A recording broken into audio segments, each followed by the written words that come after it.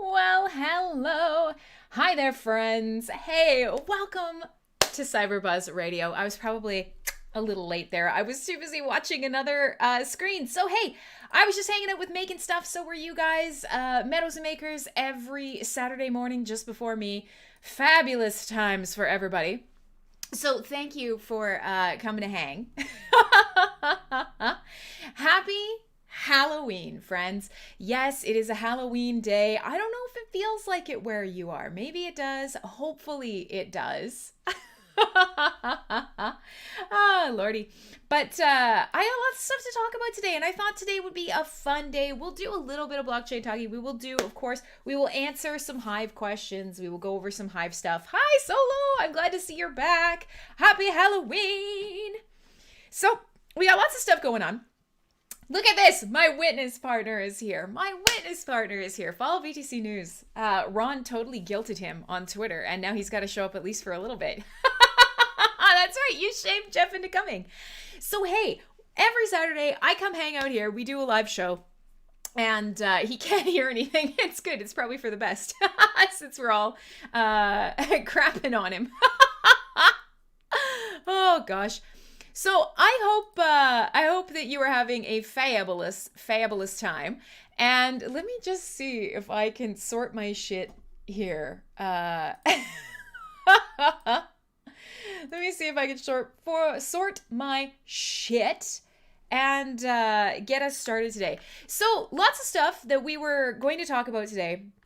And I wanted to do some kind of Halloween-y stuff. I wanted to chat a little bit about blockchain gaming. Now, Coin, who stood me up last week, said he was thinking about coming again this week. I don't hold out any hope that it's going to happen, but it could. He wants to talk a little bit about a new Hive blockchain game tied into some of the cool stuff that's going on Ethereum, which I thought would be really fun. However, he hates me and never comes to my show, even though he's scheduled to do so. But I thought I would double check what you guys are doing for Halloween, what you got going on in your life right now. Hey, kitty girl. And then I thought that we would talk about a couple different things. Obviously, Elon Musk is a very fascinating and brilliant man. And a small part of me wonders if he is not perhaps being crushed under the weight of his own genius. And I say that with love in my heart.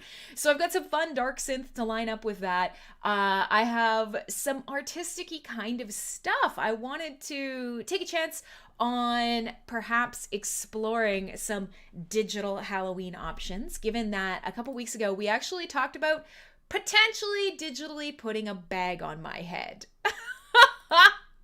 Hey, Cameron. I've never seen you here, but I'm glad you've joined us. So, yeah, Kitty Girl's talking about cobwebs in her house becoming decorations. Fair. Halloween is my favorite time of year. And it's certainly a strange one this year. His dudeness, hello, everybody's starting to filter in. Nobody ever shows up on time. Barely me either. And you can't tell, but yes, the dog is here. He's down on the floor. I have a slightly different camera set up today. So... First of all, lots of stuff going on around the Hive blockchain, and it's mostly about price. I know that people are flipping their shit about price. There's no doubt things right now are a little shitty and stagnant. It's it's been dejecting for a lot of people. How are you guys feeling? Do you think that this is a strange coincidence with what's going on, or do you think that this is the beginning of the end? I'm curious to know. We won't get too doom and gloom. We won't stay too caught up in blockchain frippery for too long, but it's an interesting topic, and I'm seeing a lot of chatter about it, and some people are really positive and some people are incredibly negative. So I'm curious to hear your opinions, and I promise we won't stay there too long. Now, the only other thing we're going to do today is we're actually going to test out some AR filters. Now, you guys may remember that a few episodes back, we were talking about how VR and AR and the way that we perceive reality at this point. You're calling us an alt shitcoin. Good. I can see this is going to go really well. Hey, Osbit Bank. So the whole sort of VR, virtual augmented reality world is fascinating. And we had a whole show where we were talking a little bit about some of the potential of art in this space. And we kind of got into why had Cameron, lost Cameron instantly. We talked a little bit about why art in this space is really fascinating and really interesting. But we also discussed the craziness of VR and AR and the potential of the technology and what it could do. And we talked a lot about how streamers are using it in their streams from day to day to make things a little more exciting.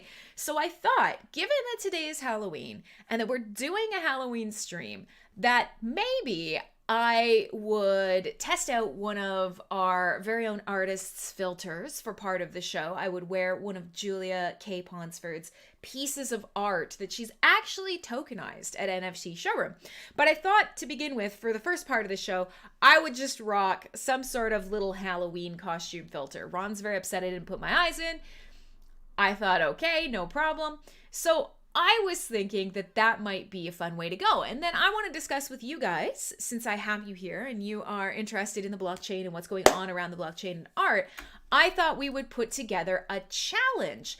We have a ton of really talented artists on NFT Showroom, and crypto art and VR and augmented art and sort of all of the cool stuff that we're starting to see with art in the crypto space. It's coming to life and it's really corresponding. Actually, that piece isn't tokenized. That one isn't tokenized? Okay, so Julia, I suspect that we should talk about maybe bullying you into tokenizing it as part of this challenge and launching the challenge alongside this. But hey, I don't get to say what you do with your art. That's the beautiful thing about NFT Showroom. But so the idea is we'll, towards the end of the show, we'll talk a little bit about what can we do to really excite artists? Let's build our own NFT Showroom challenge. Let's create a need to open up NFT Showroom to everybody. I want to make one, just one, not worth applying and doing all that. Yeah, and so right now, one of the things that we've discovered is what's the right way to bring people in who we know aren't going to, say, immediately tokenize something that isn't theirs? How do we start building up talk and excitement around it? How do we sort of have a great feedback loop for people while we're building features? So yeah, I understand. I know it's frustrating that it's not just widely open yet, but we have to find a way to balance sort of protecting artists and protecting art, protecting collectors, and then also building a really inclusive space for everyone. So yes, His Goodness, in the future, we're definitely going to have a way to make things more accessible for everyone who wants to use the tokenizing system.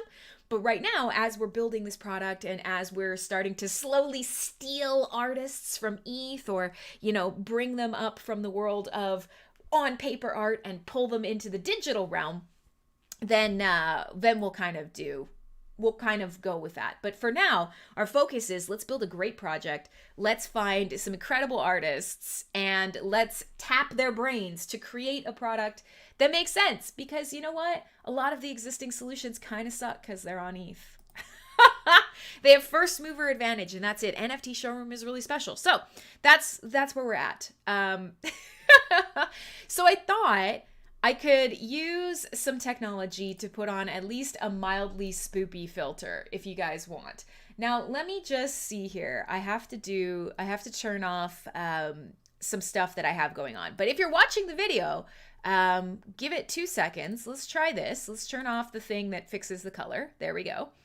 And now let's try and put a spider on my face. So do you guys mind if... Do you guys mind if I just have a spider crawling around on my face for Halloween today? It's fucking freaky, but it's fun. So yeah, today is a little Halloween centric. It's a little art centric. If you aren't distracted by the fact that there's a tarantula crawling around on my face, we will talk a little bit more about AR and VR. We'll do some more Hive blockchain talk. We will explore some of the VR and AR stuff. I'm thinking we can test out some filters if you guys want to pick. We could come up with a challenge for NFT Showroom, and It's freaking me out. I'm not gonna lie. Guys, I can see, I've got my camera up so I could tell whether or not the filter is working. But I have to admit, it's very off-putting. I can see this thing crawling around on my face, and it is triggering my brain to like put tickles on my face, and I'm not loving it. I'm not I'm not gonna lie, it's very distracting. So we'll play around with some of these things. We will celebrate one of Julia's, because she's the one that got us kind of all started on this.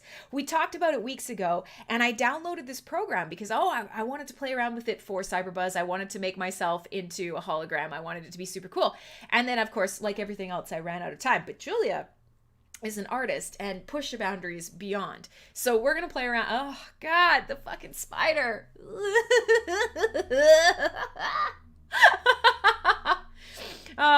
So if you're listening somewhere where there is no video and you want to know where you can see it, we got a couple different ways to watch. You might be watching on YouTube. You might be watching on Twitch. You can watch on mspwaves.com. You can watch on Theta. You can watch on Vim TV. You have many options for streaming. And if you are watching on any of those, please say hi, because the chat all filters back into here. So no matter where you are, if you chat, you'll see it. This fucking spider, man, it's freaking me out. So I'm curious to know, what are you guys doing for Halloween? The day is here. It is certainly a weird one. I was out walking my dog this morning, and I have to admit, right now during COVID times, walking the dog is where I see the most people, I will say. That's what people are doing, is they're getting outside to walk their fucking spider, man. Ugh. They're getting out and walking their dog. And as I was going through my neighborhood on one side is all big houses. Great, cool. They've all got their decorations up. But then there's also some complexes. And I saw at the beginning, or like the opening of two of these complexes, I saw signs that said no trick-or-treating this year because of COVID. Big signs and like things in front of the gate just saying, nope, no kids, no trick-or-treating, nothing, COVID, get lost. And that made me so sad. I know we talked about this a couple weeks ago, and we talked about how we could get around it, and this show basically turned into a candy delivery device and a fear of candy device show. But I'm actually surprised to see this. I didn't actually count on it. So Lax is up where he is, that they've got to meet the kids outside. Okay, that's fair. It's -15. Fuck that. Okay, so as I was walking around this morning, I was looking at some of the different things that I had found. And one of the things that I found is, I don't know if you guys were here, you might remember we were talking about potentially making a candy chute out of a tube. But I have to say, there is a guy here in BC who 3D printed an entire Rube Goldberg machine candy chute and specifically made it for people who are too terrified to give out candy. And so the idea is that you can either shine a light at a little sensor and it will spit out some candy for the kid, or he's built one on a timer as well, where a kid can walk up, can put their candy bag under this chute, and then it will dispense candy and it will work on a timer. The next kid can come up and then that'll happen too. And all I can think of is this it?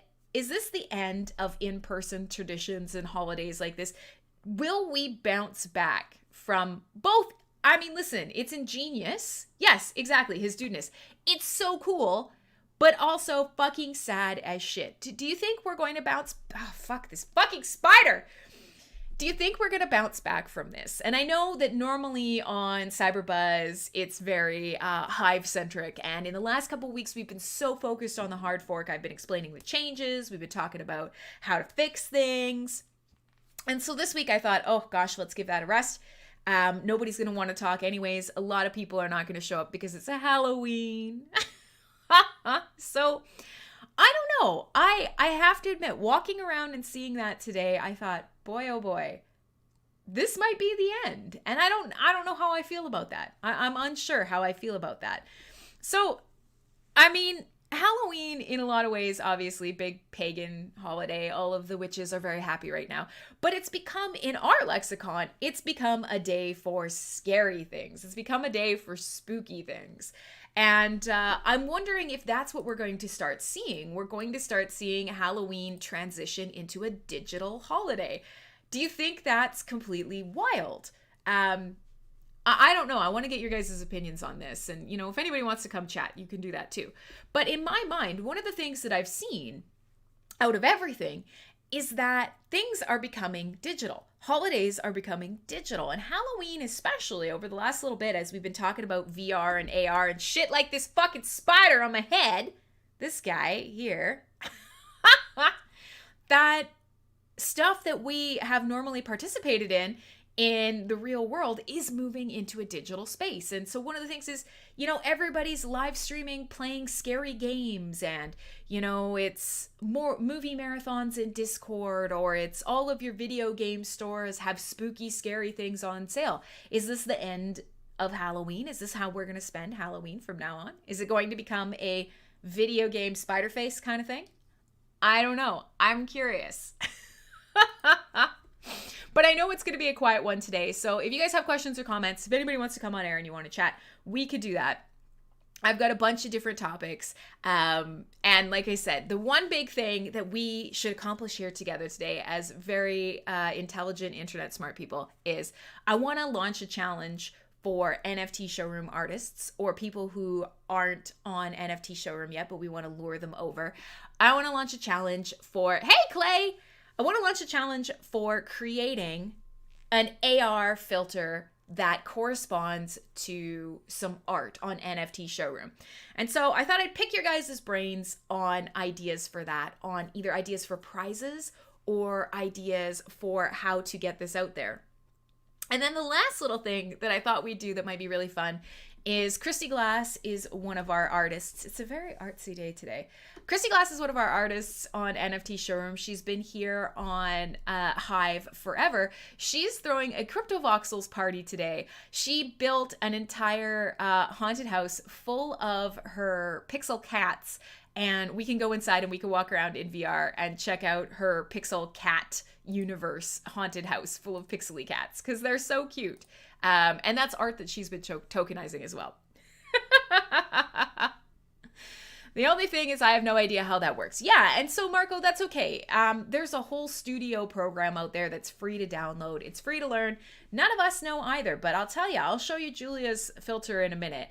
And maybe we can get more people to play around with it and tweet or share some of the pictures that with wearing her filter. But one of the other things that I thought is I'd go through some other filters. I don't know if any of you guys want to go looking for that. Fuck! This spider is terrifying when I see it crawling around on my face.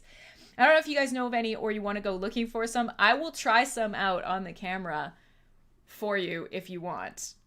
Because I have to admit, I've been resisting this for a long time. Everybody's saying, oh, do the filters. Yeah, all the cool streamers are doing it. And now I'm kind of like, okay, I get it. I see why it's a thing. Yeah, Marco, it's called Lens Studio. I will drop a link in the chat. We'll do that in a little minute. So the other thing I thought I'd talk about today, because we all love space here, or we don't, but I make you love space. We have to talk about Elon. Have you guys been noticing that Elon Musk is just turning into a meme now? All of the comments that he makes, they're just meme comments. And he's kind of become like crypto Twitter and troll Twitter's new best friend. I don't know if you guys have seen this. And so I'm both fascinated by this and repulsed by this because we know Elon Musk is fucking brilliant. And the only chance we have of getting to Mars is Elon. And so, Julia, yeah, maybe we'll collect up some tutorials and we'll add them into a post or something about this. I think we could probably collect up some information to guide people for sure. But so Elon's out there and Elon's just been absolutely trolling. But one thing that I noticed this week that I wanted to share with you guys that's kind of hilarious, it's a perfect Halloween accompaniment, is there's a synthwave artist called Ile Arson. And he just dropped a new album. And this album is a space rock opera that is dedicated to Elon Musk.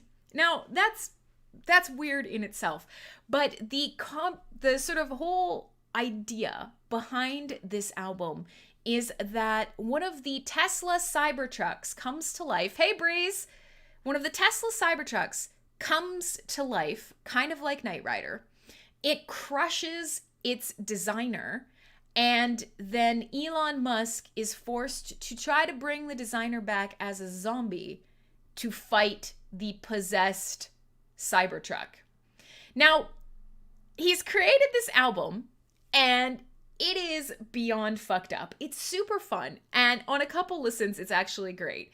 Yeah, I know, rips on Sean Connery. Clay, I have to say, you know, the whole, like, fuck 2020, Sean Connery's dead. He's 90, though. He had a huge, amazing life. He didn't go in a horrible way. I mean, would that we could all just kind of fall asleep and wander off this earth after living an incredibly productive life. It sucks, but, I mean, I'm hoping that Sean Connery doesn't have too many regrets. That's for sure. So there's this whole concept album, and I thought I'd maybe play a track off it. But I have to admit, I listened to it start to back. It is confusing. It is hilarious. Corbin has arrived just long enough to force me to drink. I can do that. Me and my spider. I have to time it. Hold on. I have to... oh, God. Jesus. I have to time this. One sec. I have to time this to try and drink without disturbing Spider Friend.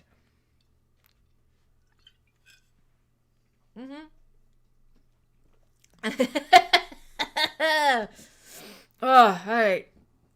Thank you. I'll give the spider drink too.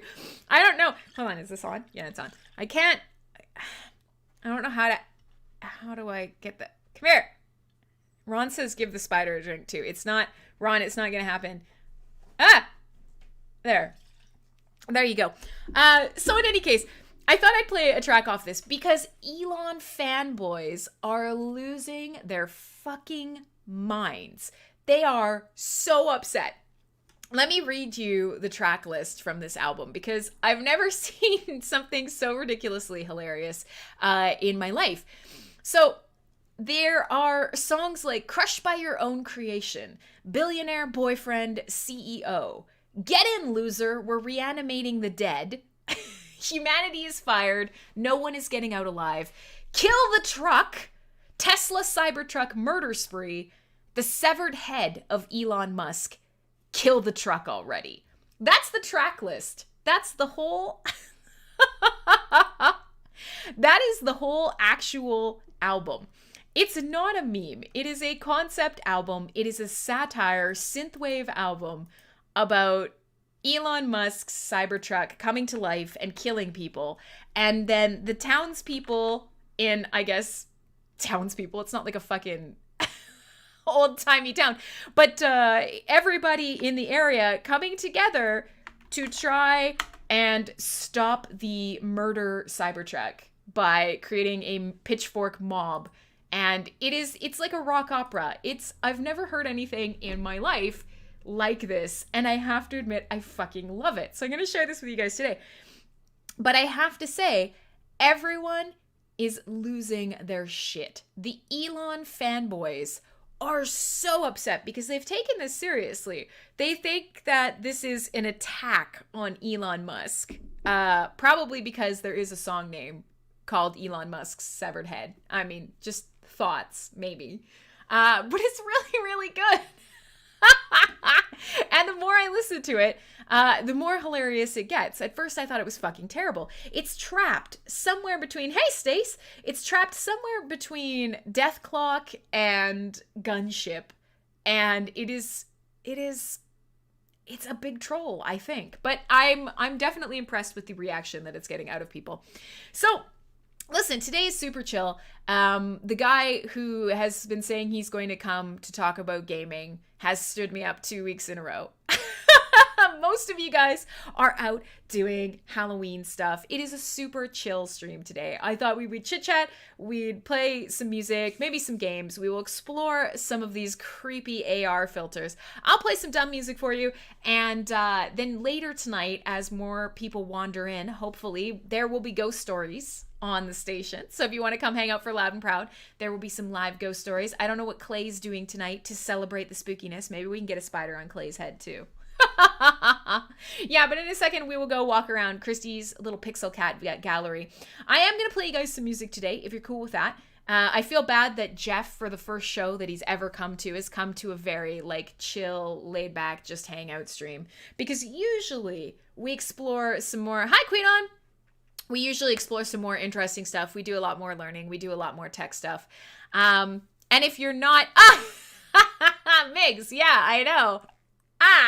I know. Happy Halloween. So, okay, hold on. There's a best... Oh, there's another filter. Wait, so is somebody else actually doing this, Clay? I'm going to open it and just look and see. Because it looks like there might be... Pollyanni's made a filter? No, okay, never mind. I got excited there, but I don't think Clay's actually talking about what we're doing. Okay. This is... Oh, for the record, this is not my first Crimmy show. All right. Just saying. I'm just saying. Today is obviously going to be a chill one. People are wandering in and out. She turned her twat into a Grim Reaper. Yeah, no, I know that. I just thought you meant it was something I could put on my face. If I can't put this giant pussy on my face, I'm not interested. So there you go. That's not a filter. Clay just wants to die by pussy. Well, that's also totally fair. I have no objections to that whatsoever. So we will do some more kind of like dark synth today. Lots of fun stuff that is kind of up and bouncy. We will indeed play something off of this this Cybertruck rock opera album.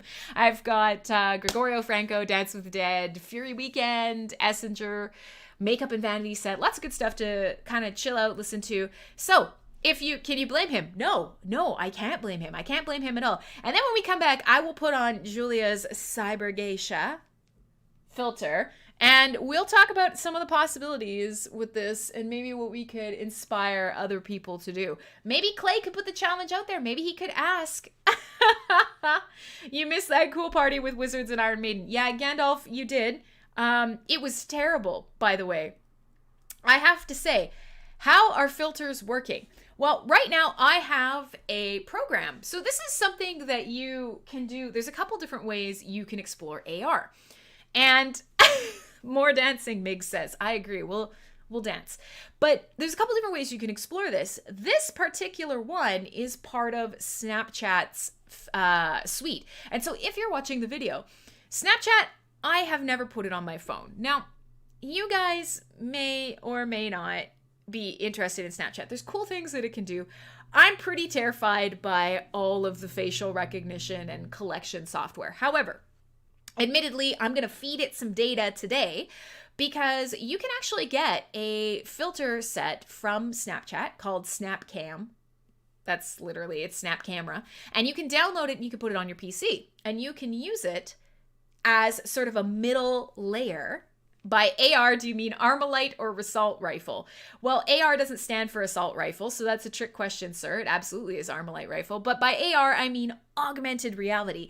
And a couple weeks ago, you guys might remember, I was actually showing you guys some of the cool stuff that's happening with art now, where you can have a print of a piece of art or just an image on the screen, and then use something like Artivive or a lens, a tablet, your phone to interact with art. And depending on how you interact with it, that art changes its... Hey, El Gecko. Hi. You need a mouth filter IRL. As far as I know, there isn't an AR filter to fix a filthy mouth yet, because if there was, I would already be all over it.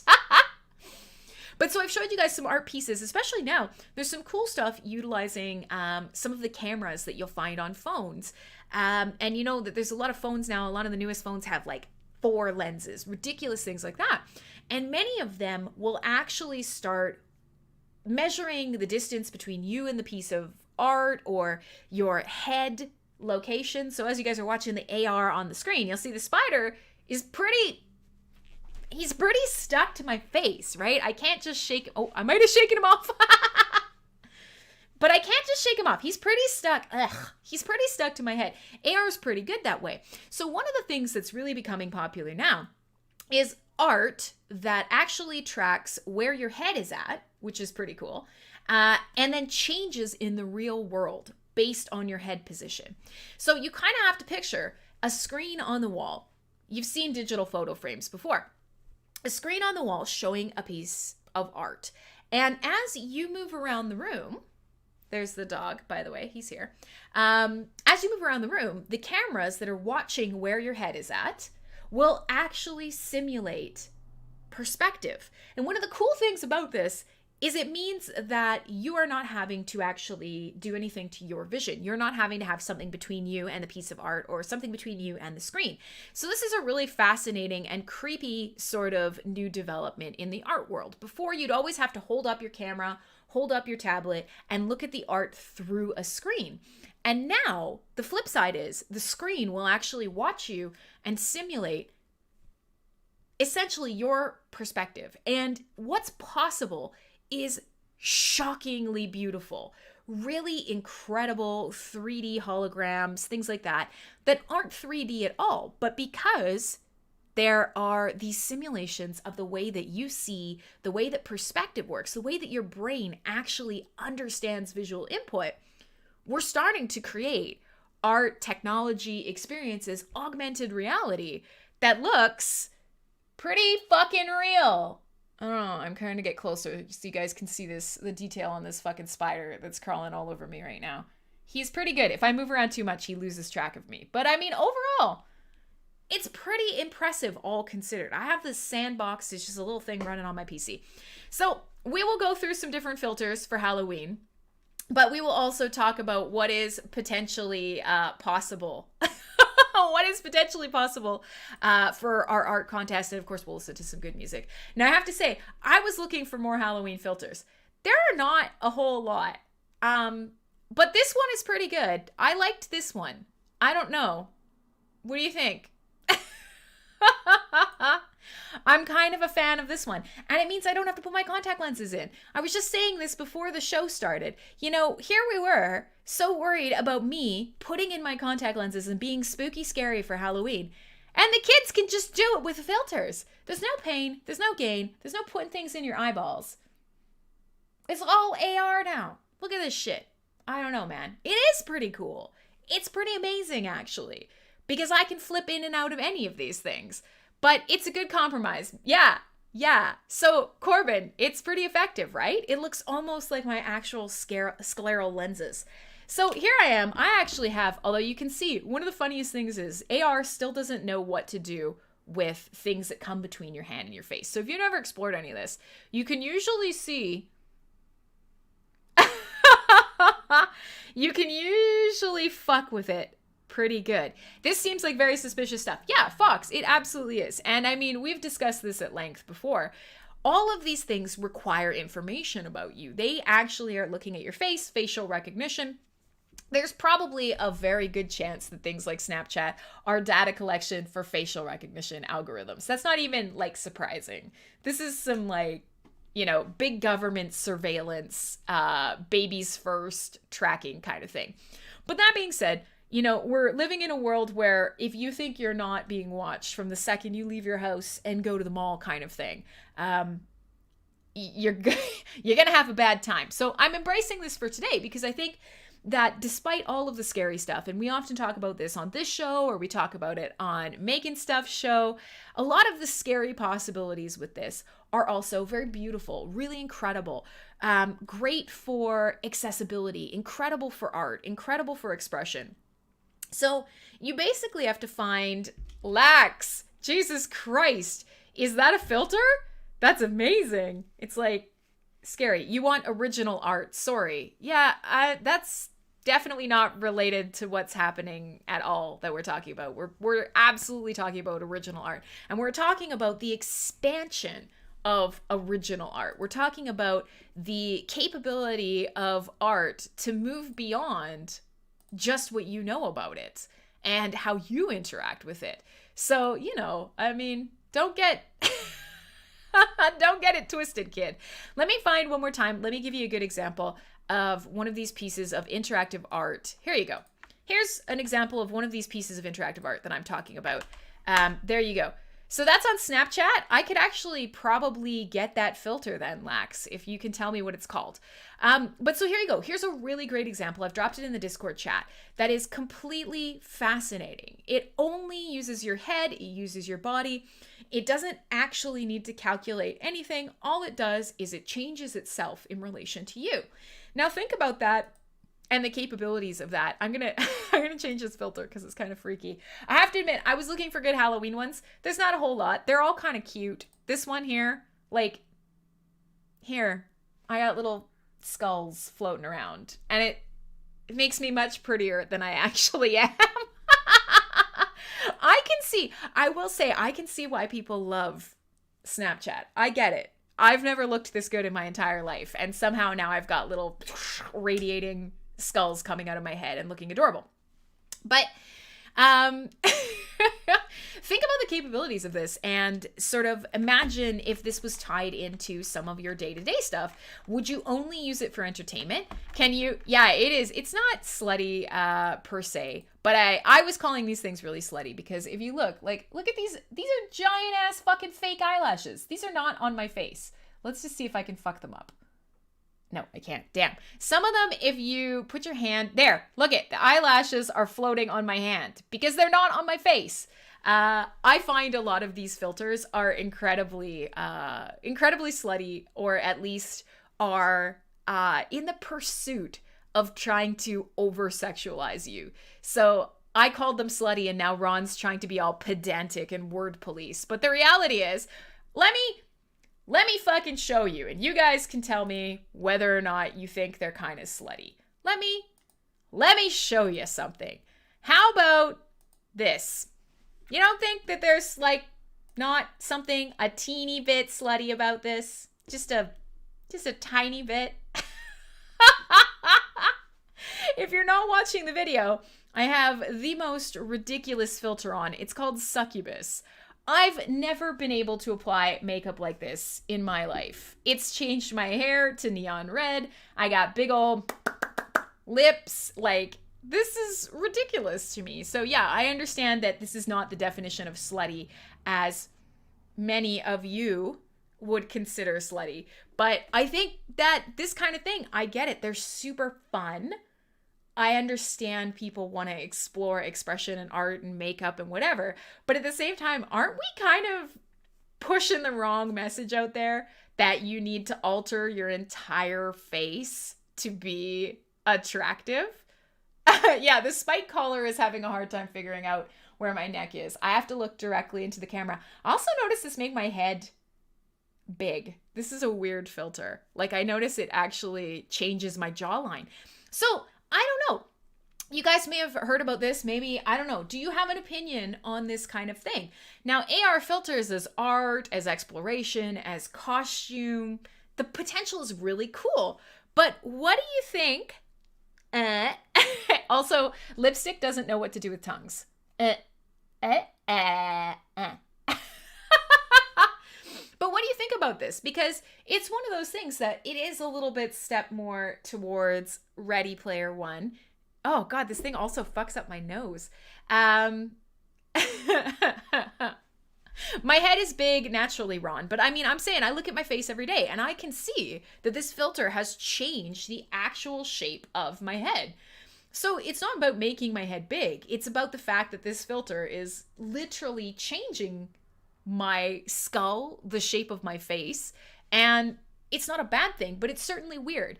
How do you really understand your own identity, your own looks? How do you operate in a space of comfort with yourself when you could actually quite literally just always look through a filter and see not you? Big head equals cute. Yeah, it's very anime. There's a couple anime filters and they are uncomfortable, I will say. Again, also weird. But that's kind of my point. This is just sort of where this conversation is going naturally. They're really fun, but do you think, do you think this is kind of, Thanks, Breeze. I'm sure you've never used that one before on somebody we may know here. Hey, Shadows Pup. But so, I mean, like, do you think that there's something inherently in all of the cool things that are possible with this sort of thing? Let me see. Oh, here, I found it. Fire Skull. Ah, this one's amazing. Lax, good choice. I'm going to keep this one on. Oh my God, this one's the coolest. If you're not watching the video, I'm living in this space from now on. That's it. We're in a spooky, scary skeletons in the skull face. So this is more my speed. Do you think we're going to have a problem with especially younger people or people who, I mean, it's pretty damn fucking easy to become disillusioned with the way that you look in this world full of like whatever, full of influencers and fake shit. Yeah, Clay, I actually was looking at his profile this morning, but I didn't get a chance to ask his permission. So what can I say? But you know, do you think we're causing problems down the line? Do you think that if we create a world where, you know, I am seeing myself like this, this is my mirror now. That's not the shape of my head. That's not my face. But that's the way that I see myself. Maybe that's the way that I identify with myself. Do you think we're going to have problems with this? I suspect we are going to have more and more people with really, really broken views of themselves. So as much as I always am interested in and embrace the idea of disruptive technology and especially cool AR, VR kind of stuff like this and the potential that it has to change our lives, I'm always curious about how fucking wrong it can go. Now, I have a question for you guys, and I know Fox is going to say no, and he only listens to troll me anyways. But have you ever watched a show called Years and Years? And it'll take a second probably for chat to respond to this, but it's called Years and Years. Let's just see. The drama about a pretty girl on chain that was actually a guy who paid on Fiverr to a Polybron for an intro photo. Yeah, you know, Gandalf, that's a good point. And we've seen this before. Like, not long ago, there was a big thing. There was a very popular, beautiful, like, young, sweet-voiced streamer. And men would send her fuckloads of money because her voice was so beautiful. But she was in Asia, and Asia has really sort of particular standards of beauty. And one day during her stream, this filter failed. It actually completely failed, and people saw that she was just a normal looking middle-aged woman. And they lost their minds. This relationship with this young, beautiful, super animu girl that they truly believed was real was shattered in an instant. And people lost their fucking cheese. It was shocking. And it was big news for like a day because nothing is ever big news anymore. And, you know, you can't get accurate news of any sort. But so I find it really fascinating because there is this show called Years and Years. And I know nobody watches it. Nobody has said that they have. Years and Years is, I think it's available on Amazon. But the premise of this show, and it was actually made many years ago before Donald Trump became president. And the premise of this show was that in a world where we did elect Donald Trump, and in a world where we started seeing politics becoming about, I guess, sort of creating insular bipartisan politics, it's about the UK. And it's about a woman who is a political pundit. And she comes on TV one night and someone asks her, how do you feel about the refugee crisis? And she looks into the camera and she says, I don't fucking care. I don't know these people. I just want my garbage to be picked up. And so the whole show stems from this one instant where this woman on TV says, fuck everyone else in the world. I literally only care about right here, right now, me. And it starts this wave of politics of people who are like, yeah, globalization sucks. Yeah, technology is moving too fast. Yeah, we don't need refugees or whatever. And the reason that I bring this show up is because it is set over a period of years. That's why it's called Years and Years. I'm going to change this filter. As cool as it is. I'm going to give my face a break for a second here. And so the reason that I bring this up is in this show, it starts off at sort of like 2018, 2019, and it goes for the next 5 years. And in this show, there's a young character who spends all of her time interacting with technology, and she spends all of her time using filters, using AR, and actually believing and identifying with the avatar that she's created. And it is absolutely terrifying because it feels like a look at a future that we could potentially be living. And it's very, I can only be a slutty jack-o'-lantern for so long. Yes, Ron, that was a very, very slutty. Look at those big, sexy teeth to snap your dick off with. I've never seen anything sluttier in my life. Like, she's not even a good troll, man. But so the reason that I bring this up is there's this girl on this show, and she starts moving from the technology of she only communicates with everyone around her through video messages that she takes on her phone with a filter. And she moves over the years to a piece of technology that looks basically exactly like glasses that projects an image in front of her face in real life. And she's constantly choosing sort of cute, likable avatars because she believes that as a human and as herself and as the face that she has, she's unlikable, and that's not her, and she doesn't identify with the human meat sack that she was given. And so instead, she decides to interact with the world with something like this on her face at all times. And I have to wonder if that's not a pretty apocalyptic and terrifying look at this quiet slip towards the future that we're headed in. Because I get it. Here is this filter that has put a spider on my face, wandering around. Yeah, Gandalf's pretty right. Don't be poor, don't be ugly. Those are the rules for winning in life. But I get it, because here's this spider on my face. But if you guys are watching the video, watch what happens to the rest of my face when I click this filter. Right? I got wrinkles. I'm not wearing really much makeup. I got zits on my face. I got pores. I'm a human. I'm a real person.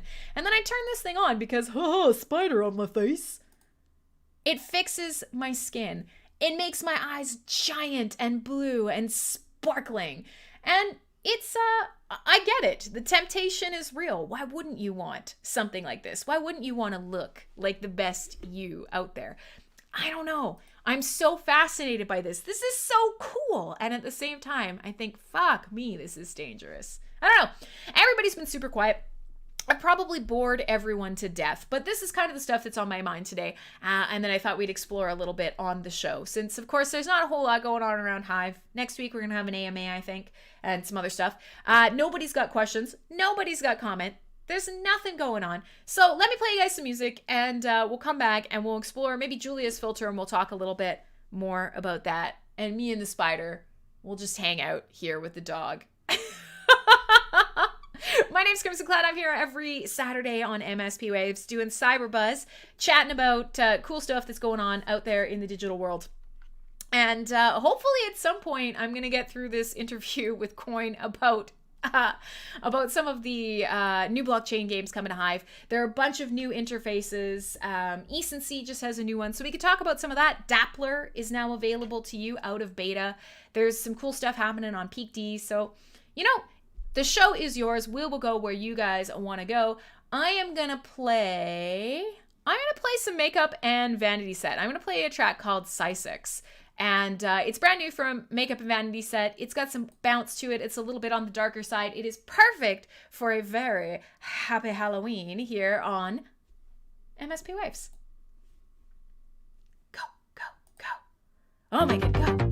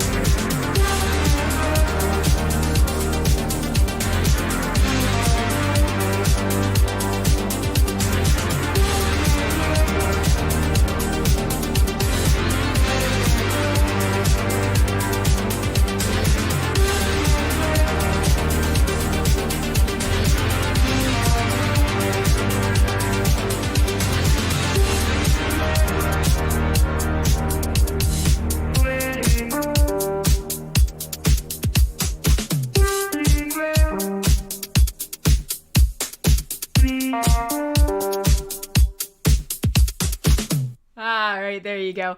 Man, oh man. Okay, so Julia found some amazing filters in the break there, and I actually dropped some pictures of the character from Years and Years who identified as a transhuman. She comes out in the show. She comes out to her parents as trans, and they're all like, "Oh, it'll take some getting used to, but we'll call you by whatever name you want. Have you picked out a boy name yet?" And she's like, "No, you fucks, I'm transhuman," and then puts on this like creepy little deer face. And they're like, "What the fuck?" Oh Lord. So hey, my name is Crimsonclad. Today is a really chill show. It's not as in-depth as it usually is on Saturdays for Cyberbuzz. It is a happy Halloween chill stream. I'm gonna play some kind of darker synth, and we're gonna explore the the possessed Cybertruck murder spree arson album, which is all about one of Elon Musk's Tesla Cybertrucks coming to life and becoming a rampaging murderer. But we've just, for the start of the show, we were going to talk about some random stuff, and we kind of fell into the space of discussing AR filters and kind of looking at them and sort of all the cool stuff possible with them, and sort of some of the problems inherent with technology like this that moves really fast. And I'm probably boring the shit out of everyone in chat because it's a very quiet chat day today. So usually I could tell, like, Clay will come and he'll just be like, "No, don't do that, do this," and then I'll know, okay, I gotta pivot. But that being said, one of the reasons that we did bring this up, and one of the things that I mentioned at the top half of the show, was that Julia has created a filter, and she created it out of her some of her art that she's made. And I love everything about this, because this is a celebration of what you can do with the technology. And I'm teasing solo. I know a lot of people either are completely fake newsing or are working or doing other stuff. And I'm just happy that I might be able to fill some silent periods for you guys. I'm the entertainer. I have to keep you entertained, not the other way around. But so here's the deal. I think this is fabulous. And as much as we say, oh, look at these makeup filters and whatever else. And again, like when I say makeup filters, I mean, some of these are just all about super make. Look at that. I've never looked this good in my entire life. I mean, I totally understand why you'd want to live in this space. Look at this. Who is this spooky bitch with her fabulous headpiece and magical makeup? And if you're not watching the video, then this is going to be very confusing to you, but that's fine. Don't worry about it. The show's confusing at the best of times. But so one of the things that really comes down to is the more exploring that I'm doing with this, and sort of the more exploring that I am doing through community-made filters, the more that I see this is a place that crypto artists and artists like Julia and the rest of you, God, I gotta take this thing off my face. Where's my spider? Bring back my spider! Can really shine. And it's a really fascinating emerging sort of medium that I think a lot of people are going to have a lot of fun with. So let me show you guys Julia's Cyber Geisha, because it's really fucking cool. Now, if you were looking, I will grab it. Yep, there's the image. Thanks, Gecko. There, let me go back up in chat. Maybe Julia will have it faster than I will. But let me show you the original piece of art. There we go. So this is the original piece of art that she's used to create this filter with. So let me put this Cyber Geisha. Sorry, spider. Look at this. Like, this is fascinating and cool and exciting, especially when you take a look at that piece of art in chat. And now that's me. I'm that art. I'm that character in that piece. And it's fascinating. It's really cool. It's bizarre. And it's challenging. And I'd really like to see us try to get more crypto artists, more crypto creators. There are a lot of portraits out there. A ton of portraits. It's very wild. It's very spooky. I feel like a cyber geisha. I feel like a robot, like a sexy, I don't know what, sexy murder robot. This is very Ghost in the Shell. And so what I'd like to do is I'd like for us to do a bit of work. It doesn't like that my hair is in my face, that's for sure. Let's try and tuck that out of the way. Sorry, 1 second. It doesn't understand hands in front of faces. Look at this. Oh, it's freaky when you put your hand under it. But so this is something that I'd love to see us do. And one of the things that I am hoping that maybe over the show today, we will get a chance to kind of talk out what would be a really cool and interesting way to approach this. And I thought NFT showroom, because Julia is, kind of our muse and our leader in this case.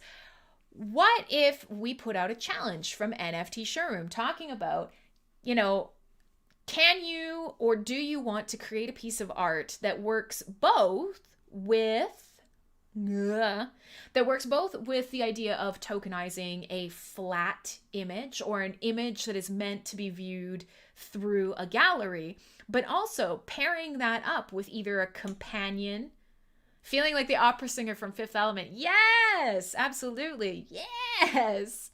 But it's really well done. And so what if we yeah, exactly. Julia said, take me to your leader, and then became the leader. She's one of the most interesting people in the blockchain.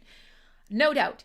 And so one of the things that I would love to do is kind of turn this into something for NFT Showroom to really throw a challenge out there. Either come tokenize a piece of work and then try transitioning that work into a filter, or maybe creating a character from your work and creating an AR filter to turn someone into that character. Or, I don't know, what would you think would be a really interesting way to kind of interpret this particular challenge? Look at this. It's fucking awesome. It's really, really cool and quite spooky as well. So, that's kind of what I want to talk about today. I was thinking I would be happy to front a prize for it. I know we don't want to call it a contest. I mean, maybe a challenge. But I'd love to showcase some crypto artists. Hey, FBS, hello. I'd love to showcase some more stuff with this. And so Julia, you can see here, Julia's got a bunch of stuff that she's been working on with her art. But I thought maybe let's try and... Yeah, totally. Corbin, are you... Corbin, my man. What would be a good way to approach a challenge like this? To try and draw more crypto creators and artists from this space into experimenting with this kind of augmented reality, experimenting with this kind of technology, because it's accessible, it's interesting. And one of the cool things, if you guys remember, we talked at length about, having, oh gosh, look, it doesn't know what to do. But we talked at length about how there was some really interesting kind of advertising that was being integrated into games. Well, think about this for a second. If you are creating a filter that corresponds with your look, like this is a very Julia style. This is very sort of reminiscent of the way that she composes a lot of her pieces. Have we thought about the fact that using something like Snapchat filters is a great gateway drug into bringing people into the crypto art space as either a collector or as somebody who might even want to dip their toe into creating? So one of the biggest things for me is always, how do we have better relationships with disruptive technology? How do we create a more exciting and engaging space using the technology we have? And also, how do we make more people realize things like NFT Showroom exist and that there is a real change in the way that we are starting to engage with art and value? And as soon as you get somebody into that rabbit hole, that's the Bitcoin, that's the blockchain, that's the tech rabbit hole. What does value mean? How is it created? How is it transacted from person to person? How does technology help us do that? Bam, you're right back to blockchain again. So for me, this competition or challenge would be really fun. It'd be really exciting. And it'd be something that would be really cool about trying to engage people with art in non-traditional ways. Because one thing we know, face painting's always been around. Weird, cool, surrealist, or artistic face painting has always been around. But a lot of people don't actually try it out because it's messy. You don't have the supplies. You don't have the space. digital art in a lot of ways, if you have a phone, which most people do, you can participate. And that in itself, that accessibility is pretty cool. It's pretty cool as well. So that's sort of where I want to go with this. I'm open to ideas of, do you think we should be giving away Hive? Do you think we should be giving away minting fees? Should I be buying a physical prize? Should we be creating a gallery? What is some cool stuff we could do around this idea? And how can we get people excited about testing out art in different ways? Living art. I only found one skull. I didn't look that hard, to be quite honest. But I found one skull that is illustrated that makes me kind of feel like it's a perfect match for the Halloween stuff. And I will play one more track and we'll come back and we can talk a little bit more about this. And I will jump in and out of my cyber geisha persona as we go. But yeah, so this is something that has been on my mind for quite a while. And then Julia just actually did it. I'm quite good at ideas, but often I both keep them to myself and never execute on them. So Julia's created something really special here, and I think we should take it a little further. We should try and drag more people into this weird, wacky, crazy art world, and maybe we can get people excited about NFT Showroom with it. So let me put on my skull face, let me put on some more music, and we will continue into the second half of the show. My name is Crimsonclad. Believe it or not, I am not this fabulous violet-eyed purple geisha. It's quite disappointing when you take the filter off, I'm not gonna lie. But for Halloween, let's do this. Let me do this. But here's another great example of illustration. So again, if you're not watching the video, probably not as helpful to you. But a great example of translating what is essentially just a line drawing onto someone's face, mapped onto the real world, and something that becomes scarily real. Let me find some more music for you guys. My name is Crimsonclad. This is Cyberbuzz. It's a super chill Halloween edition. We're just kind of flying by the seat of our pants. I am trying to keep you entertained on your Halloween day, whether it is fun, right? Like this, to me, this looks like something that I would sketch, you know, just while hanging out at my desk while working on coding or whatever. But it's a perfect example of how something can be, how a sketch can translate onto the weird contours of a human face and be really fascinating. So, my name is Crimsonclad. This is a Halloween edition of Full Force Radio. Oh my god, no, it's not Full Force Radio. That was Thursday. What day is it?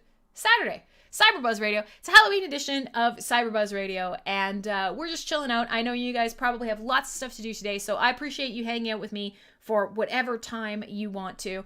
I got more music for you. I am thinking we will do you want to do this Elay Arson one? I was thinking we'd play Get In Loser, We're Reanimating the Dead. The album is called Franz. It is about the Tesla Cybertruck, and it is about the Tesla Cybertruck going insane, becoming possessed, and killing its designer. And then Elon Musk is forced to reanimate the dead corpse of the Cybertruck designer to try to fight off the evil, demonic, come to life Tesla Cybertruck. It is making Elon Musk fans very, very upset because they believe that this is actually not satire, but it's actually pretty banging. The album is really good. Here you go. Get In Loser, We're Reanimating the Dead. A Halloween track on Cyberbuzz Radio.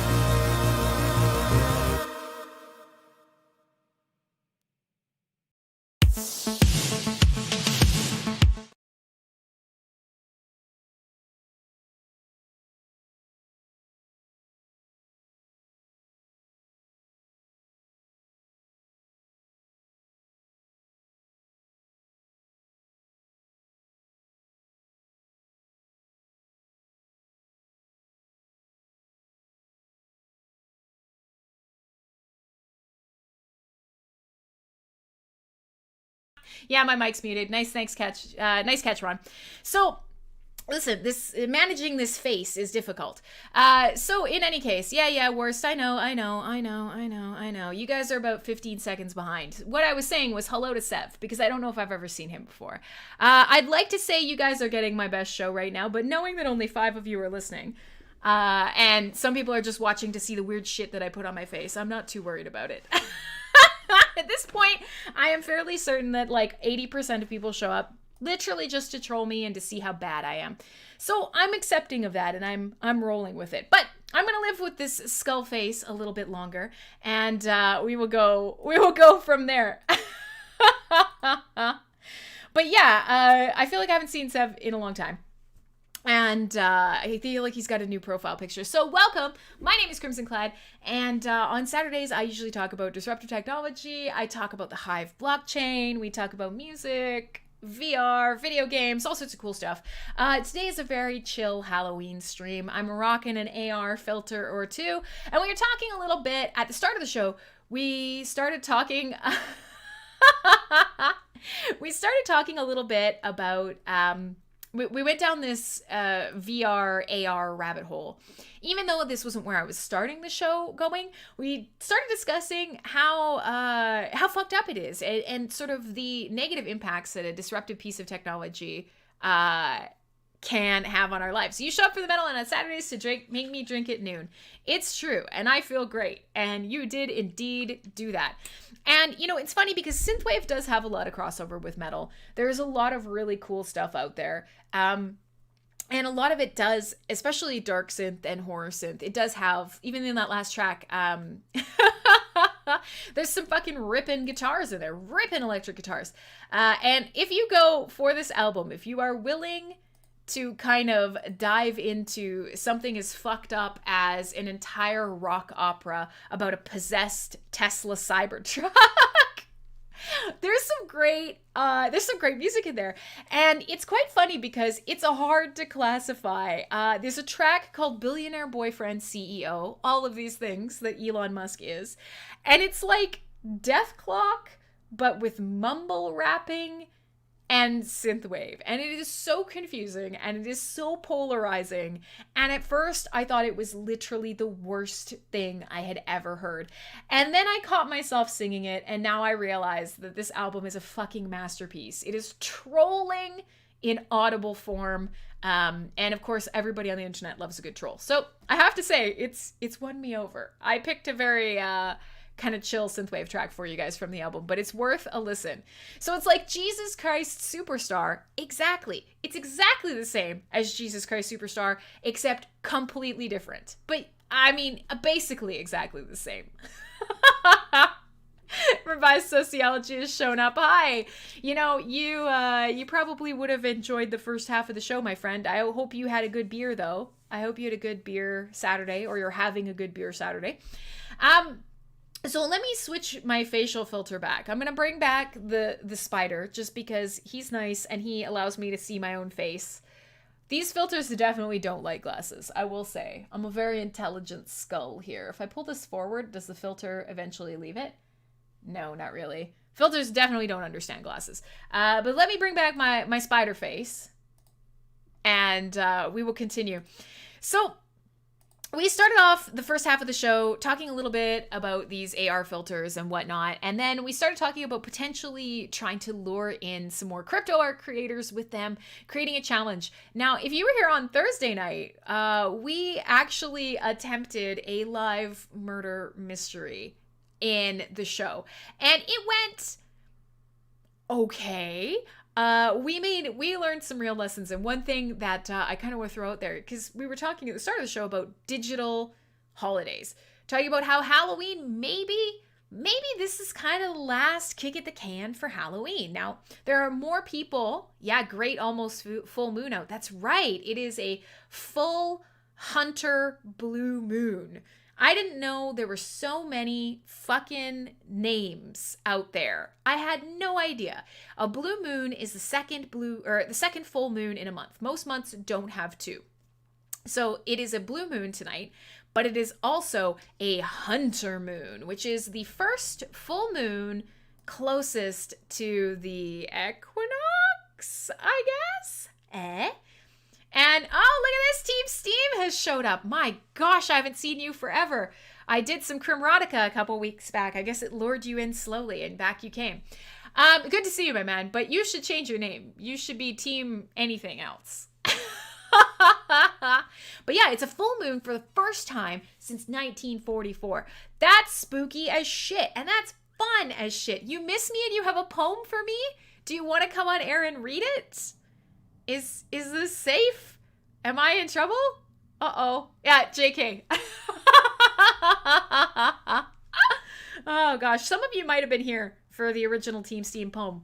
It was amazing. It was fabulous. Team Steam, I've been trying to get over to Montreal for months. My first flight was scheduled in March of 2020. That obviously didn't happen. My second flight was scheduled for September. My third flight was scheduled for November. And my fourth flight, which now is just sitting, is scheduled for February of 2021. So we will see if I will make it. We'll see if Montreal will get its shit together. I don't know. But so for now, I'm rocking my spider friend and we're oh, JK about the I miss you part. Get out of here, you freak. You suck. Team Steam. You're the worst. The worst. Remember that really fun night we had drinking shots at the arcade? Oh, wasn't fun. You're the worst. All right, so anyways, talking about all the cool shit that is going on with Halloween tonight. Kind of coming back to the start of the show, we're saying, is Halloween a holiday that is going to become digital? Is this one of those things where, you know, this whole going up to strangers' doors? This is so fucking freaky when I'm this close and the spider's all over my face. Look at it. Nah. I want to keep my mouth closed so it doesn't put its legs in my mouth. So do you think that this is the end of Halloween? And do you think that holidays from here on out are going to change? Now, many of you guys are in the US and you're around the world. Do you think that holidays as we know them are going to continue existing? Holidays are usually times for us to gather, hang out together, and eat food. I mean, I'm Ukrainian. That's what a holiday is for me. Love is food. I will cook you food. We will eat the food. That is a holiday.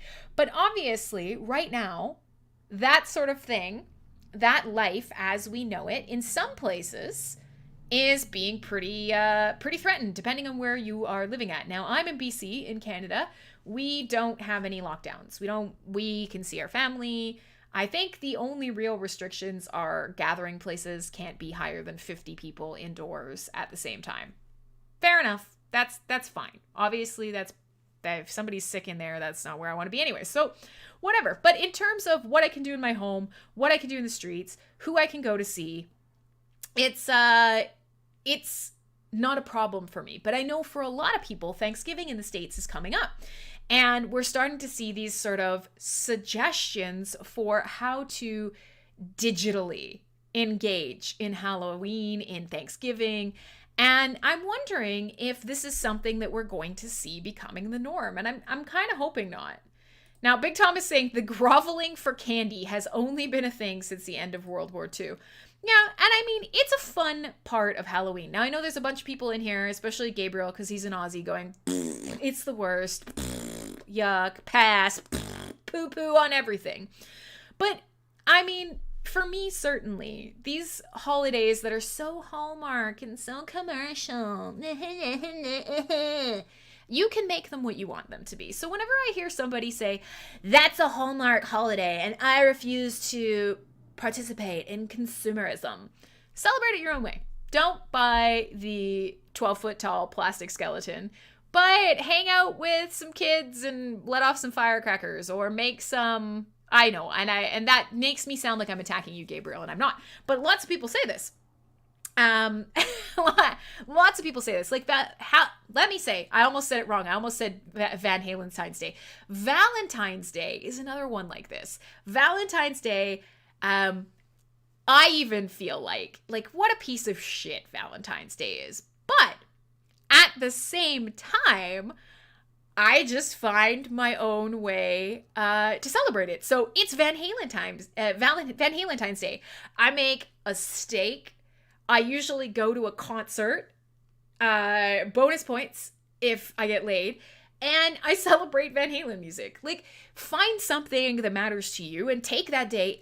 A holiday is an excuse to celebrate. So please don't give up the chances in your life to celebrate and live and, do something stupid like this. Halloween, you don't have to go out and decorate your yard with all sorts of plastic gewgaws and gadgets. And yes, you're all cogs in my systemic commercialism. It's true. I'm trying to force you. But the reality is, there's absolutely nothing wrong with finding something a little spooky and getting, kids in your family telling ghost stories or, celebrating the lives of people who passed away, but giving it a spooky edge or whatever. Make Halloween fun. And for me, that's usually, again, I make a lot of food.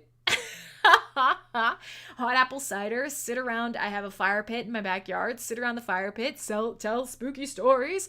It doesn't cost me anything. But I think one thing that we will be challenged by with the way that COVID especially is going, is that we are slowly having the desire to celebrate holidays beaten out of us. And that is something that I think is pretty dangerous, quite honestly. In chat, everybody's thinking about it and they've decided that they would actually want to fuck Justin's son. Okay, fair enough. Eileen, that's amazing.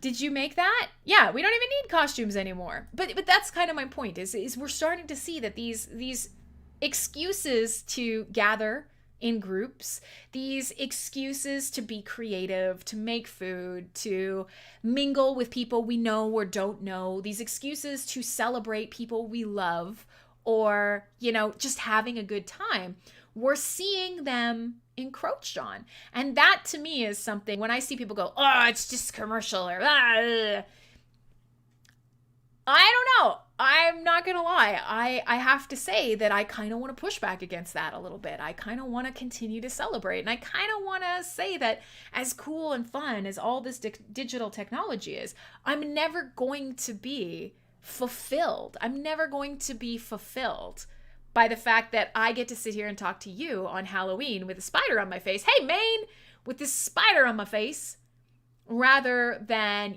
sit in my backyard around my fire pit with real humans and, tell spooky ghost stories or whatever my ritual is.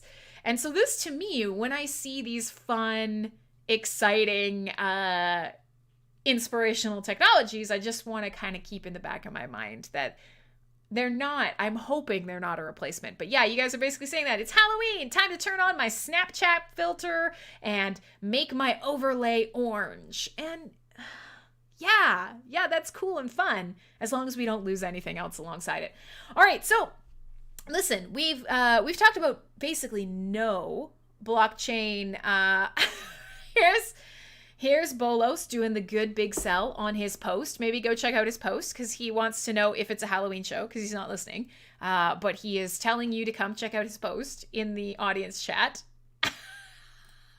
Team Steam is rocking the mask. Looking great. So here's the deal. Here's the deal, friends and fam. Let's play a little bit more music. We haven't talked about the Hive blockchain at all today. We could celebrate the fact that it is the 12th anniversary of the Bitcoin white paper today. That's pretty exciting. That, for many of us, Team Steve is now Team Crim. Yay! But so this maybe is more of a holiday to us in the crypto space than Halloween and other things could ever be.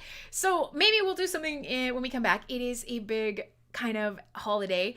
The Bitcoin white paper, 12 years it has existed. And of course, we have closed out the month with 14,000 mark.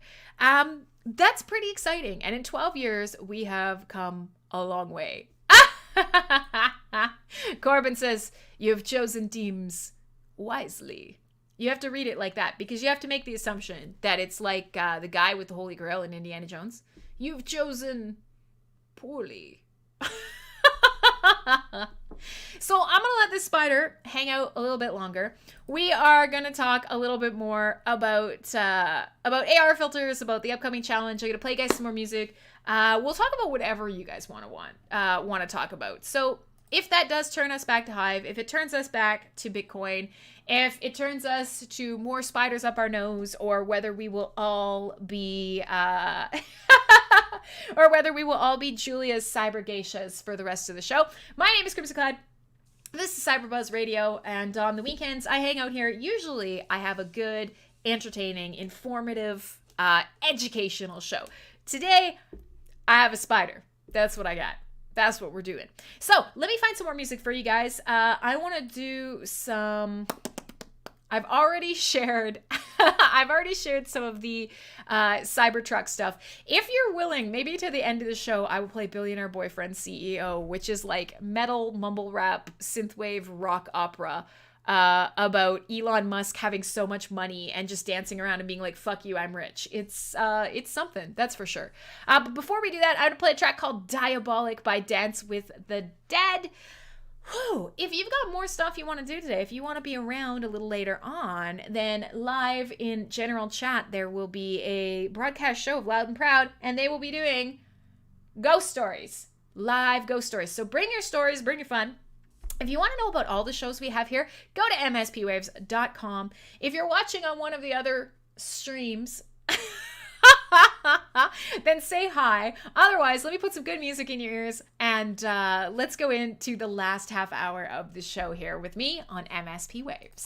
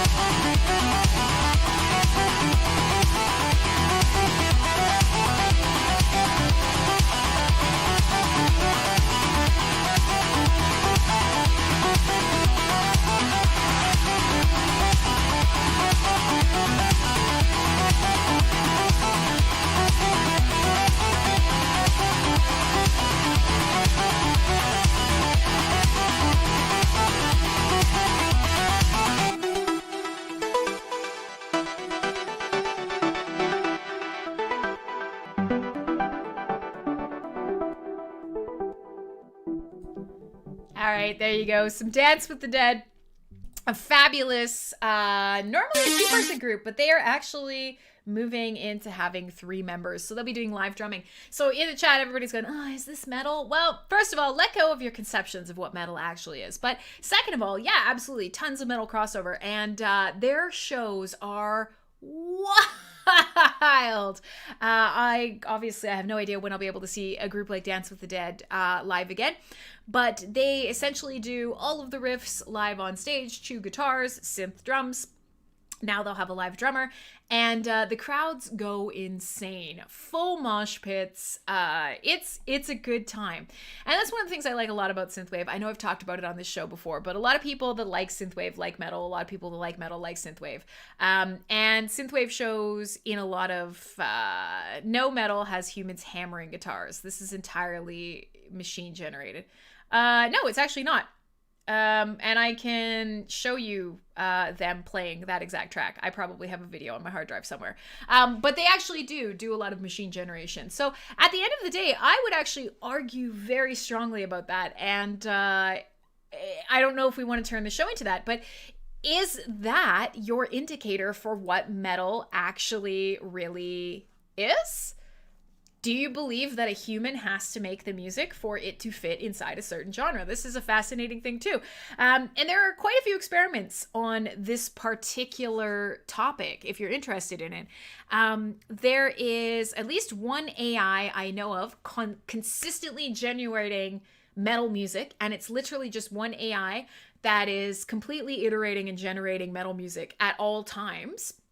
But also, even one of the most talented artists, the talented metal artists that I met from Steam and Hive, Thomas Robert Gent, he has a song called The Cage, and he's a metal artist. He does a lot of sampling and industrial sounds in his music. And the track The Cage, the intro, and a large portion of the music itself are actually distorted sounds recorded from inside his workplace. He works in an industrial sort of area, and all of these tools, hammers, machines, etc. were going off around him. He recorded all of these sounds, distorted them, and turned them into the basis of a metal track. I mean, realistically, at the end of the day, I don't know that you can say that metal must have human guitars. I don't know that that is correct, but I also can't tell somebody what music is. So yeah, it's Big Tom saying humans make mistakes and machines don't. What we call music is really about tension between people. So that's kind of more about music in general. What do we believe music is? What do we believe art is? And that's, that comes up a lot too in the crypto art space. Is a filter like this spider on my face? Is a filter like Julia's? Arguably, am I art now? Is this art? Is this performance? What is this? This piece on my face right now is technically fully generated. This is digital. Is this no longer art? And I mean, this isn't an attack either. This is one of those really interesting slippery slope thought processes that we often have. What is art? What is the ability of, what does a human bring to the table? Arguably, if we trained an AI, or if we even just said to an AI, here's some random input, put something out there, check out Art Breeder, our digital sort of contributions to the art world, or digital contributions to a piece of art or music, generated stuff, does that take the soul out of art? Does that take the soul out of music? Are you less interested in art and music that has been produced in this way, that relies on, takes advantage of, or enhances your technology? So it's a question that has to be asked. It's quite fascinating. But is this art? Is this performance? What is this? It's a big question. It truly, truly is. Absolutely. Big Tom says, yes, it does. I'm assuming you mean yes, it does take away from the experience should a computer or digital aspect be used. Takes the soul completely out of it. Okay, so then what are your thoughts on trying to do something like this, trying to take the human aspect of a piece of art and expand it into a digital world? Do you think this piece is enhanced, this piece of Julia's, do you think it's enhanced by the fact that I can wear it like my skin?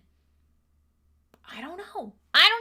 And that's going to come back to each individual person. And the idea is if it challenges you while thinking about it, that in itself is kind of artistic, isn't it? I'd love for El Gecko to weigh in on this. I'm sure he's got quite a sharp opinion. But that might be an interesting topic to ask. Does it not take away the experience? I said it takes away the soul. Sure, but I mean, arguably, oh God, we're in a rabbit hole now. We're in a digital rabbit hole. What is soul? This is something, obviously, that we talk about as a society a lot, especially with our moves towards artificial intelligence, with the idea of creating robots, AI, things that mimic being human, that we hope someday will actually encapsulate the meaning of being human. But we haven't fucking figured out what that is yet. We don't know what a soul is yet. We don't know what that zhuzh is that makes a person a person.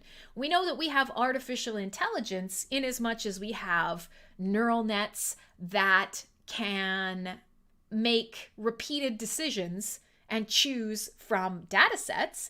But do we have an AI that truly thinks like a person? Do we have something that can mimic a soul?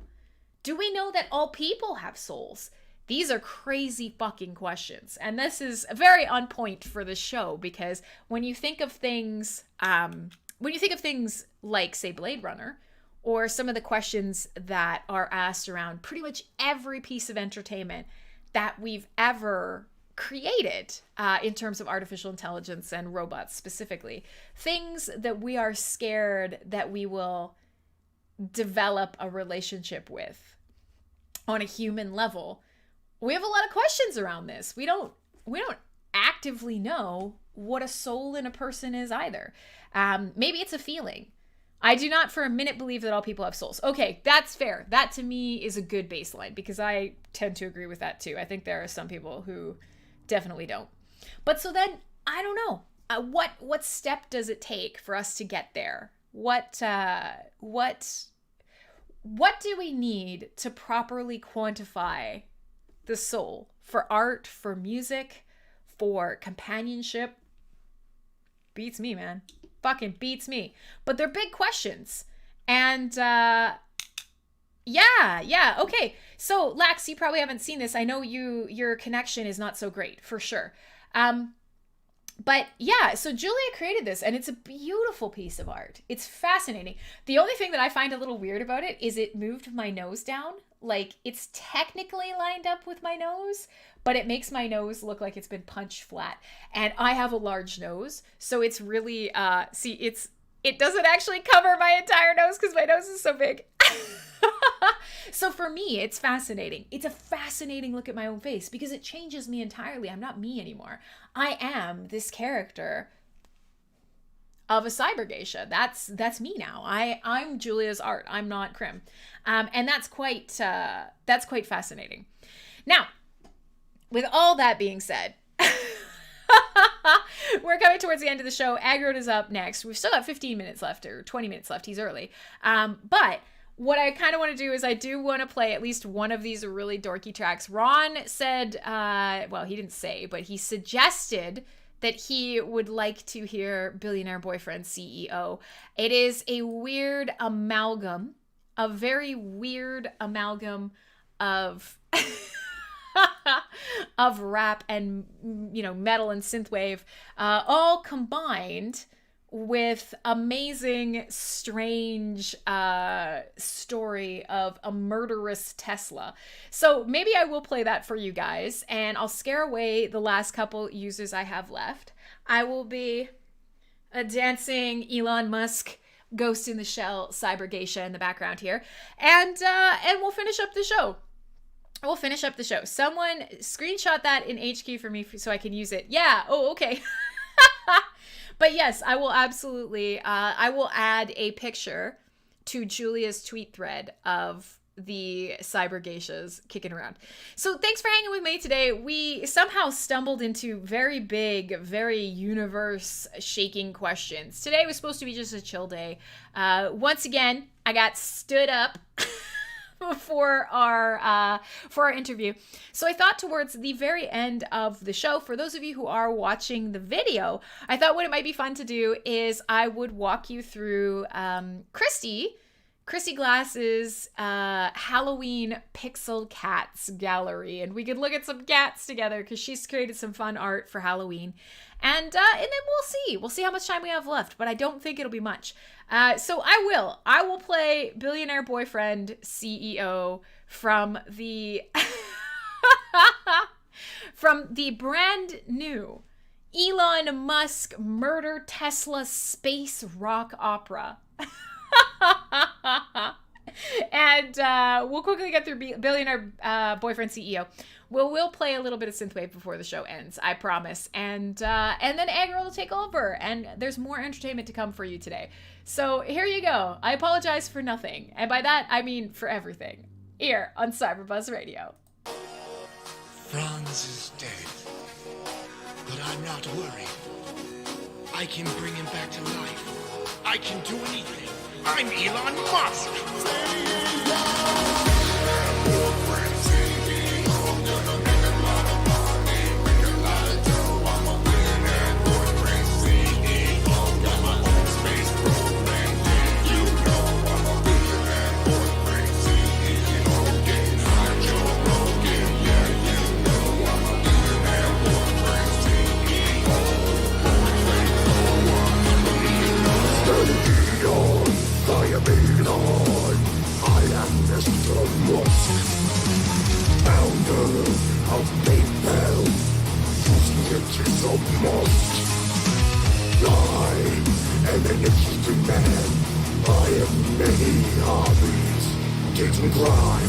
I'm never afraid of the dark, and I created TM in my free time.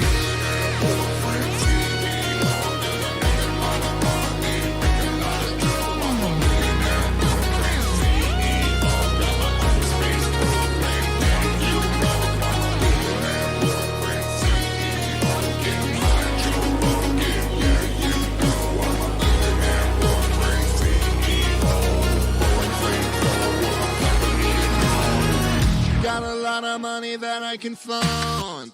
Name my baby whatever I want.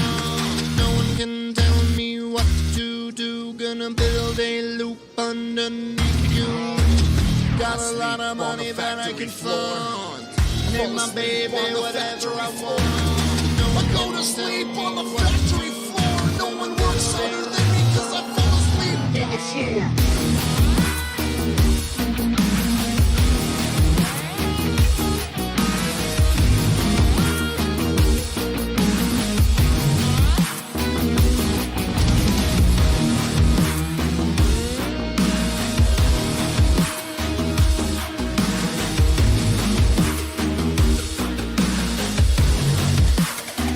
Shit's crazy.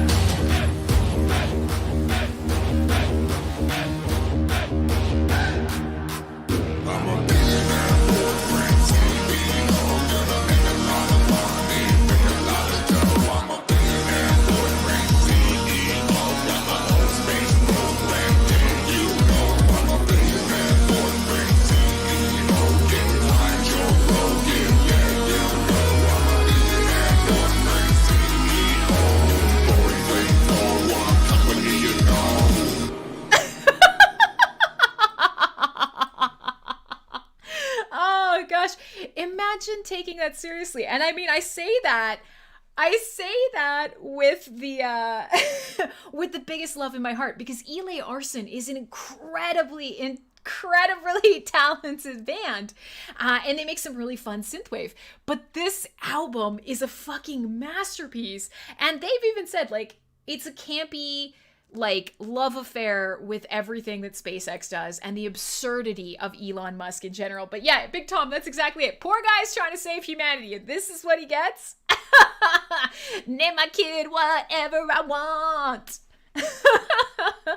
It's amazing. And actually, as the album progresses, as you go further into there's a track called Humanity is Fired that is, it's like this heavy metal death clock track, and it is the actual Tesla the Cybertruck is singing about how it's getting ready to wipe humanity from the face of the earth.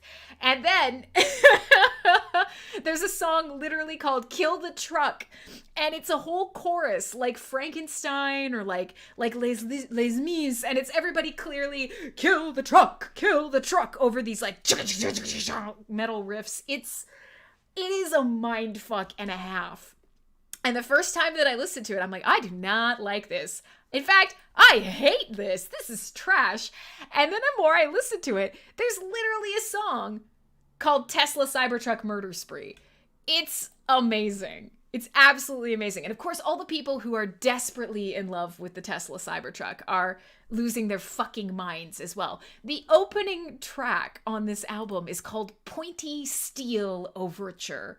It is a masterpiece, my friends. I actually highly recommend it. It's the perfect thing for Halloween. It is a cyber synth neo-noir, fucking... What's the Stephen King with the car, Charlene or whatever, the murder car? It's exactly like that, except Blade Runner and Elon Musk and murder car. There's a track on this album called The Severed Head of Elon Musk. People are losing their minds. They're like, actually, the Cybertruck is, actually. People are losing their minds. And it's like, dude, you can't take this seriously. It's not meant to be taken seriously. This is fun. This is like Repo the Genetic Opera on steroids about Elon Musk. Anyways, I highly recommend listening to the whole album if you want to have a good laugh. And it's actually really nicely, like it's really well done as well. It's somewhere between metal and whatever else. And it's making people absolutely lose their minds, which obviously I am a big fan of. I'm a big proponent of music, and I love Big Tom. Shit, I can't be found out to having listened to an entire synth album. Well, it is metal leaning, and it's only 50 minutes long. And I was really tempted to play more music from it, like Humanity is Fired, or No One is Getting Out Alive, or Kill the Truck! But in any case, hey, thanks for hanging out. Christine, thank you, Darsico. Thank you, Mr. D. It's Christine. Got it. Okay, fair enough. But yeah, people are really pissed off about it, and it just, it makes me giggle, because I think that's exactly, it was released a day before Halloween, and it's about, a Cybertruck murdering people. Come on now. Come on. So today we had a lot of fun. I hope I had a lot of fun, as per usual. I'm standing here entertaining myself, and you guys hang around and either troll me or just tune me out. But we talked about a lot of different stuff today. We talked a little bit about our holidays dying. Is this the last kick at the can for Halloween? And we kind of slid into this space where we started talking about AR and VR, augmented reality, virtual reality, and talking a little bit about the potential of this sort of thing, but then also discussing the idea of transhumanism. I don't want to be this human. My meat sack is weak and it's shitty. It's not pretty enough. It's not strong enough. It's not fast enough. I want to augment it, whether it be with virtual reality or whatever. The idea that we are maybe creating an entire generation who are going to hate aspects of being human and wanting to change that about themselves. And, are we seeing harmless spider face Snapchat filters like this eroding our ability to accept and embrace all of the flawed beauty that is being a fucking meatbag? I don't know. know. I mean, let me turn off the spider and go back to my wrinkly, pore-filled, no makeup face. There I am. It's me in all my glory. So, with all that being said, we moved into the next half of the show, and we talked a little bit more about NFT showroom and taking some of these aspects of art and of creativity and of augmented and virtual reality and pairing them with, some of our blockchain art initiatives. And what can we do to challenge people to start taking these things that we maybe use as crutches right now and turn them into interesting forms of expression and connection and value and art. And so we kind of got stuck in that space for quite a while. That was a majority of the show. Otherwise, my banging face, maybe. This sounds like the argument that, may I please spider again? Look at that. Gandalf prefers my spider face. You bastard, Gandalf. You've seen me in real life. You know what I look like. No spider can hide my face. But yes, I'll spider again. Actually, no. I'll spooky eye for the end of the show. There we go. I haven't figured out how to hotkey, by the way. I'll spooky eye for the end of the show. So with that being said, I hope you have a very safe and fun Halloween, whatever you make of it. I hope you don't shy away from Halloween tradition wherever you may be, even if Halloween isn't cool to celebrate. I hope that you'll explore a little bit more into this area. And if you are interested in the Hive blockchain or art in general, then let us know, because I think we're going to put this challenge out here and we're going to try and get more people excited about some of the positive things that we can do with this technology. The reality is the technology exists. Oh, it's your wife asking for that. Well, your wife is a fabulous babe who makes cool stuff. And for her, absolutely, I will spider again. That's different. Why didn't you say that the first time?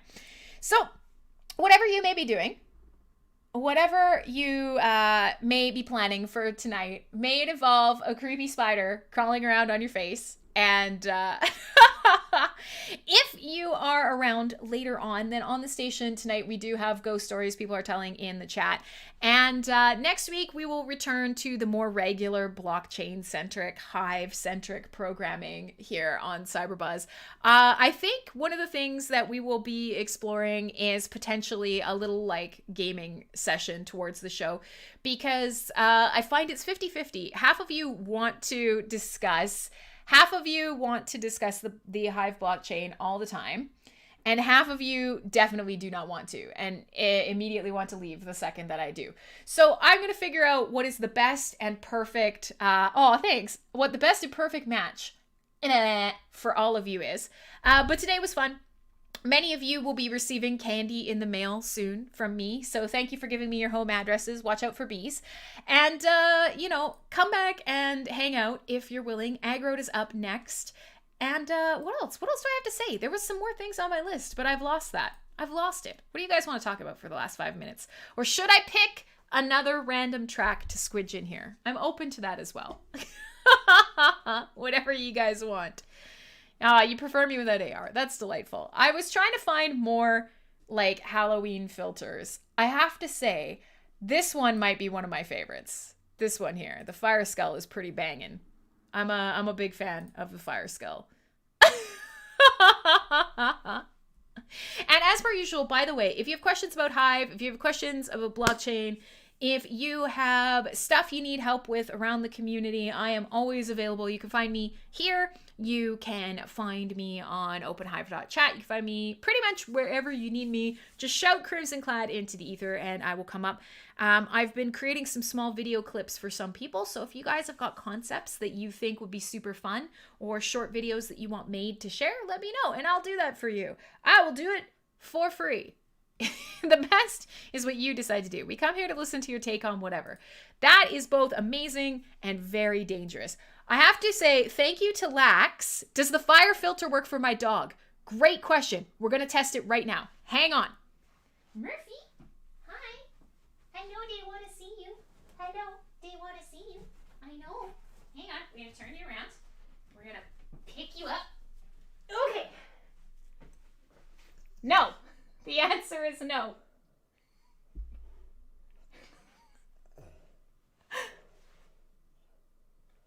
All right, fair enough. Sorry, buddy. The answer is no. The fire filter does not work for my dog. He's standing there like, bitch, what? What? I don't know that any of them will. I'm sorry. I gave it my very best attempt coming up to the end of the show. And I don't know if you heard him there. He was very exasperated with me. That noise was him being annoyed at me, if you heard that. He's going to go back to sleep now. It's like, watch. Whomp. Poor annoyed dog. Yeah, Greenpeace wouldn't approve. Look at how abused this animal is. It's a very sad animal in the background there. Hang on, let me kick this thing off. There we go. So yeah, there's Murphy dog. He's there. Murphy! Hi! Say hi. Look at his face. He's like, bitch, shut the fuck up. Let me sleep. So, happy Halloween. I could test a couple more ridiculous filters. We are coming down to the last couple seconds of the show. And admittedly, now that I've picked up my dog and waved him around, I've kind of run out of completely... I've run out of things to say. I will say I'm seeing a couple here. Apparently there's a cool Dracula. Let's see what that... Oh, no! Okay, I'm going to roll with cool Dracula till the end of the show. If you're not watching the video, I have no words for this. But if you have strange sexual feelings for me right now, I would understand. Happy Halloween. I'm cool Dracula. Stick around. Aggroed is up next. I will be here next on Thursday night. Oh my god, this is horrendous. Oh.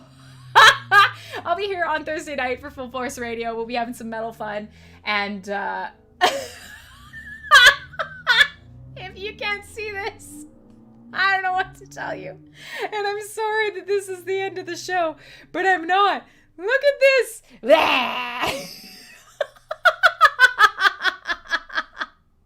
I get it. I get why people want to live in Filterland. Don't you think I'm beautiful? This is the new me. I'm transhuman.